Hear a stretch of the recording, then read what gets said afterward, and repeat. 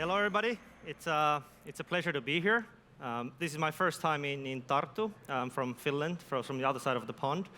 And as you see, Shilei Zhang is not the most typical name from Finland. But so I represent Solar Foods, and we are a food technology startup. And before I joined Solar Foods, I have never worked in a startup. I haven't worked in a technology company. And I have worked in the food delivery business, but never in the food production business.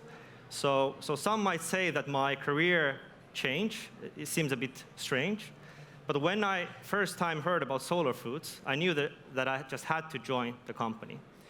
And the main reason what attracted me to Solar Foods is our mission, I would say, and the bold mission to really fundamentally transform how we produce food, how we produce protein, and that way help solve some of the most pressing challenges we're facing today. And of course, the biggest challenge, I hope most of you here would agree, is climate change or climate crisis. And looking at the sources of greenhouse gas emission, the main source comes from the fact that we get our energy mostly by burning fossil fuels. But the second single biggest contributor to greenhouse gas emissions is actually food production and related land use change. So that accounts for roughly 30% of all the greenhouse gas emissions. So if we want to stop climate change, we need to fundamentally rethink how we produce our food. In addition to climate change, there are several other problems that is also facing food production today. And one of them is just simply the fact that how do we feed the growing population? So there's around 8 billion people on the planet today, and roughly going to be 10 billion people by 2050. So that's a 25% increase. But the protein demand is expected to grow even further by 40%, because as people become wealthier in developing countries, the protein consumption will also grow. But if you look at the amount of land that is left that we can use to feed these people, it's limited. It's been estimated that if we would use all the remaining arable land for food production, we will still not be able to feed the 10 billion people on Earth. And if we would use those arable lands, of course, that will make climate change even more severe. And climate change itself is actually reducing the amount of arable lands available and also reducing the yields of the arable lands we have. So it's quite of a challenge. It's a vicious cycle, and something needs to be done. And of course, ocean cannot help us either, because the peak fish catch was already many decades ago. And lastly, the issue with food production is pandemics. So it's been estimated that 60% of the future infectious diseases in humans are actually transmitted from animals, just like COVID-19. And if you look at the reasons for increasing amount of pandemics, food production, especially animal farming, is a major contributor in most of those drivers. So what we at Solar Foods have done is that we have developed a way to produce food in a sustainable way and not burdening the scarce resources that Earth has left. And how we do this is that the two raw materials that we use to produce food is air and renewable electricity. And this way we can produce food and protein in a sustainable way and in anywhere in the world, and also in space, maybe one day. And producing food out of air might sound like magical, but if you actually look at on atom level, 99% of atoms in all of us in human body can be actually found in air. So we just need to find a way how to capture this, utilize this to make food. So how our technology works is that we have collected a microbe, a bacteria from the Finnish nature that has been unknown to humans before. And what's special about this bacteria that it is autotrophic, which means that it can get its carbon, which is the backbone of all living organism. It can get the carbon directly from CO2 in the air. So it doesn't need to consume any agricultural products to get the carbon. So this is where a disconnect happens, that here we actually don't need any agricultural land for food production, because we can get that raw material, the key raw material, from air. Then we grow this microbe in a steel reactor using a technology called gas fermentation, where we basically feed in CO2. We use renewable electricity, solar, hydro, wind. We use that to create hydrogen from water. And then we feed the microbe around 20 different minerals and nutrients.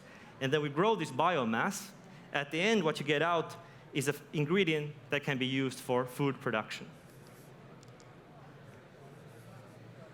And here is a picture of the product that we are producing, the protein-rich yellow powder called solein. It is, we like to say that from a nutritional perspective, it's a super ingredient because it has the good stuff from both animal-based kingdom and plant-based kingdom, but it lacks the bad stuff. So it has a high amount of protein, and also it has all the 9 essential amino acids that the human body needs. It also is high in iron and B vitamins that are often lacking from plant-based products. But then it doesn't contain any cholesterol or high amounts of saturated fat that are often the bad stuff that are often found from animals. But then it's also high in fiber, which is found from plants, and folates, for example.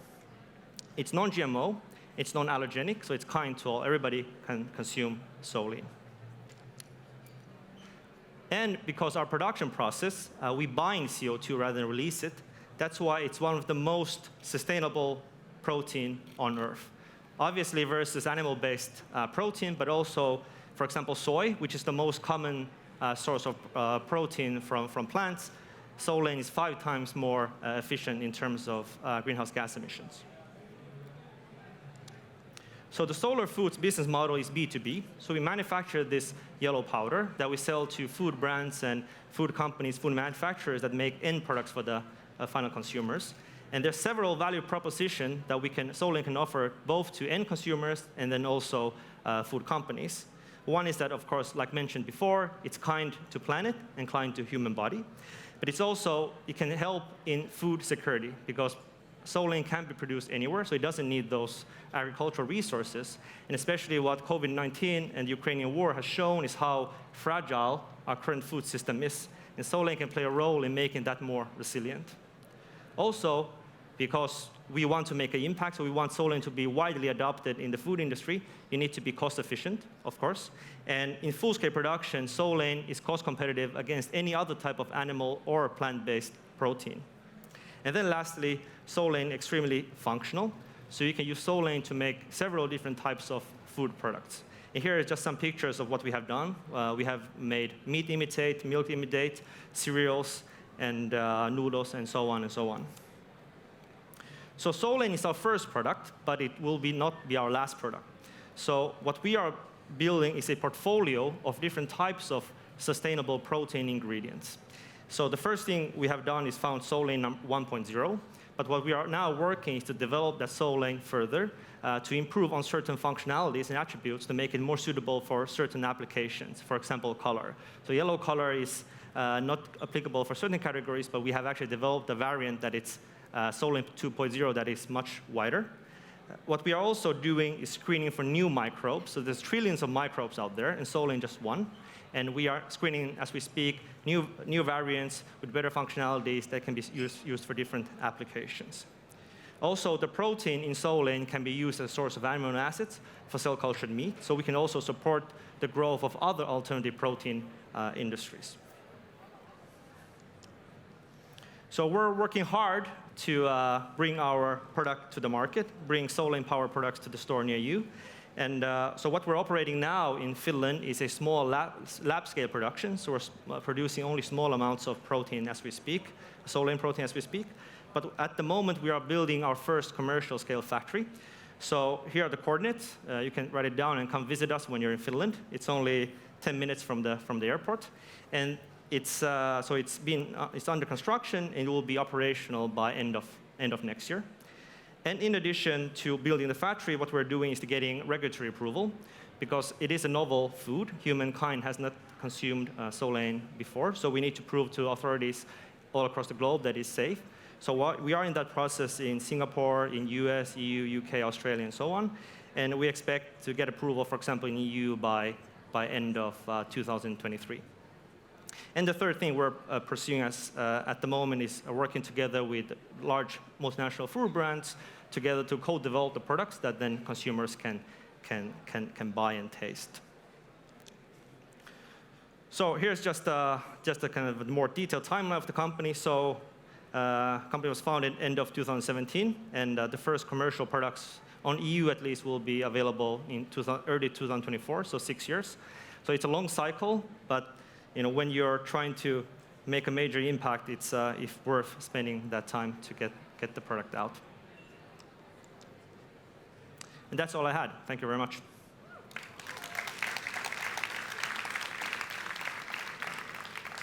Very, very efficient, Shilei. Thank you.